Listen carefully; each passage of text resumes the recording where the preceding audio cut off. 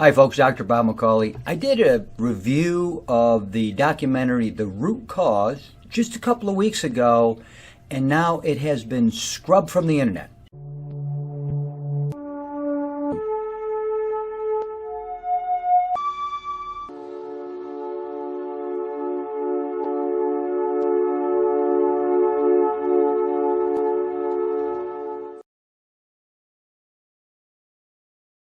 Well, it was just a couple weeks ago I did a review of the movie The Root Cause, and it shows you that when you have a root canal, what happens is they close off that root canal from the immune system of the body, so the immune system can no longer get to it. If you think that you can get away with an infected toxic tooth and not have a systemic consequence, I think you're deluding yourself. The vast majority of chronic degenerative diseases begin with problems in the mouth.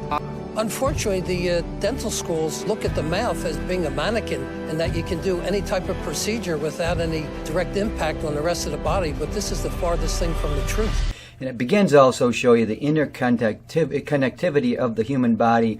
For instance, the teeth are all related to different parts of the body. I thought it was a fascinating documentary. I recommended it to several people, and then they started contacting me and saying, you know, this is not on Netflix. What are you talking about? Are you sure? And they looked all over, and nobody could find it. I checked into this, and there's really not a lot of information out there about why this actually happened.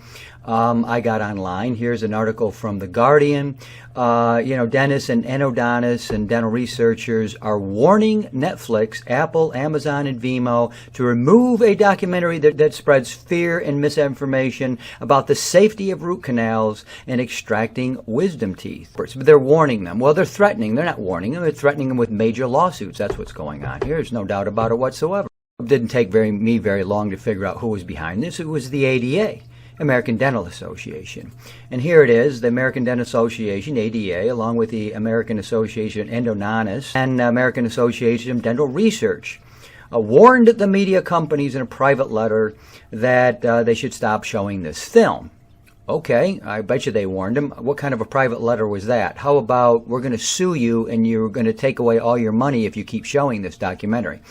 I just want to say how many documentaries are out there with unbelievable amounts of misinformation, and how many are out there, and I have never once heard of any documentary ever being removed from anywhere, anytime, ever.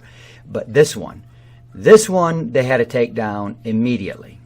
And then finally, Netflix declined a request for comment. Apple, Amazon, and Vimeo did not respond to repeated requests for a comment. So they've been all lawyered up here, and they've been told to shut up. Now let's just get something very clear here. I don't know what's going on. I mean, maybe this was all completely some incredible misinformation. Just a big hoax. Weston Price and the information in the research he did back in the 1920s, that was a hoax. What if I could tell you that 98% of women that have breast cancer have a root canal tube on the same side as their breast cancer? Of the people that come to see me with chronic illness, the question is how many of them have a dental cause of their illness? I would say almost all of them. And this whole thing is a hoax. Mercola was in this, Dr. Mercola, and he's a hoax. I don't really think so, but maybe he is. Actually, the ADA. Let me just make 2 points here about the American Dental Association. This is the same group that gives us fluoride in our water. So if you're wondering, why is there fluoride in our water? Fluoride, we hear, is so bad. It's a rat poison. It calcifies your brain. It calcifies your pineal gland. Why do they put it into the water? There's no evidence that it actually stops dental decay. Why do they have to stick this in all the water so we have to drink it? Fluoride in our community water is a good thing. Here's why. Community water fluoridation is considered one of 10 great public health achievements of the 20th century. In fact, over 100 national health organizations recognize the public health benefits of fluoride in our community water. There's irrefutable evidence that the U.S. military, the Manhattan Project, the makers of the atomic bomb, concealed evidence of fluoride's harm to their workers, to the community, and to the American public. One study was published in the Journal of the American Dental Association in 1948 by Dale. In these files, Manhattan Project Captain Peter Dale at the University of Rochester reported preliminary results of dental investigations among laboratory fluoride workers at Columbia University. He concluded that fluoride did not prevent cavities in the 95 laboratory workers examined. Quote, their teeth seemed to be deteriorating rapidly, and their gums bled more freely. In fact, most of the hydrofluoric acid workers examined had few or no teeth left.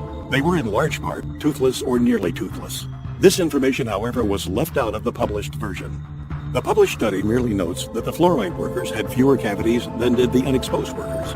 They didn't mention the fact that they had fewer cavities because their teeth had fallen out of their mouths. That's the American Dental Association. So if a municipality doesn't have it in their water, let me tell you something. If they think about it, the ADA will come in there, and I guarantee you they will convince that city council to put it into their water, and they will do it. So people are making a lot of money, billions of dollars off of fluoridation, and the ADA is always promoting it. Well, I think it's bad. I wish they wouldn't put it in there. I saw a lot of fluoride remover filters, fluoride filters that remove that. People hate it.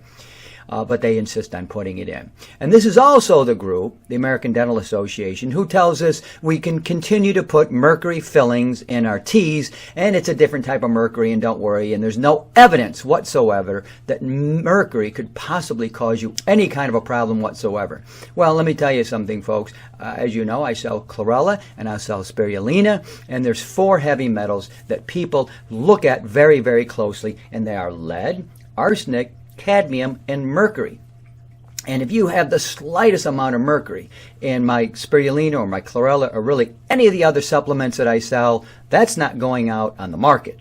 Okay, we have very, very strict levels for all those foods, and here they are insisting you put them in your mouth. I'm the former consumer representative on the dental products panel at the FDA. If amalgam is taken to a Class 3 by the FDA, Class 3 would require manufacturers to prove safety, which they never had to do. They're not going to spend the millions of dollars to try to prove that mercury is safe when everyone knows it isn't.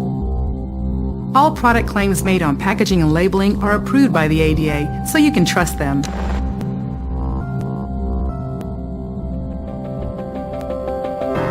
These amalgams, what they call amalgams in this. So here's the ADA come in with its heavy hand to remove this documentary, and I'll say it again, I have seen hundreds of documentaries out there that are very dubious, very questionable. Some of them are just laughable. And if you want to make a political point about something, just make a documentary. Documentaries can say anything. But suddenly the facts in this one need to be challenged. And instead of coming out with counter facts, with another documentary to refute all this and tell everybody that this is safe, no, the ADA and these other groups came out and said, you take this down or we are going to come down here and sue the crap out of you. I'm positive that's what happened. And it's really pretty sad. Now, I've had a couple of root canals, and the first one is still in there. The second one, I ended up having the tooth removed. I would never get a root canal. You can go back to my first video and I can tell you why. If you have gotten a root canal, I recommend you use a lot of silver so you can get at that tooth from this angle because it's blocked off from the rest of the immune system, at least according to the root cause it is. And then you can go in there and the silver can get at the tooth and get that abscess and really, get that infection out of your mouth once and for all. So would I ever get a root canal again? Absolutely not. I never would, but it's your decision. I just find it really, really odd, and I really find it disparaging that the ADA and these other groups got to come in here and just get this removed. Okay, and with really nobody else is talking about it, and they quietly did it. I'm glad I saw this documentary when I had the chance. The root cause. I'm sure you probably could find her out there somewhere. But when something like this happens, and this kind of shenanigans where they just take something down, I find that fishy, very, very fishy. Dr. Bob, I'll see you next time. Don't forget to subscribe and hit the notification button so you don't miss any of my health updates.